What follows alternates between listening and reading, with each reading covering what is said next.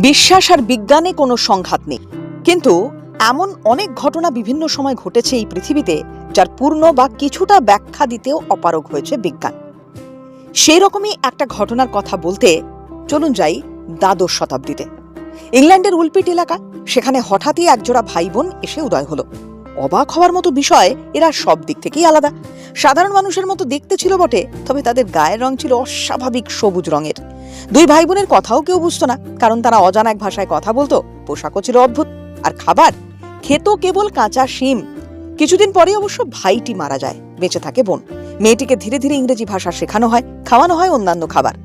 ধীরে ধীরে মেয়েটির গায়ের সবুজ রং পরিবর্তন হতে থাকে।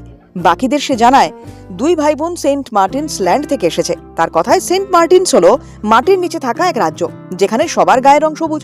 অনেকেই তার কথা বিশ্বাস করেনি। বহু বিশেষজ্ঞ এই ভাই বোনের পুরনো জীবন সম্বন্ধে খোঁজ চালান, কিন্তু কিছুই খুঁজে পাওয়া যায়নি। অনেকেই আবার তাদের ভিন গ্রহের প্রাণী বলে মনে করেছিলেন, কিন্তু রহস্যের কোনো সমাধান হয়নি।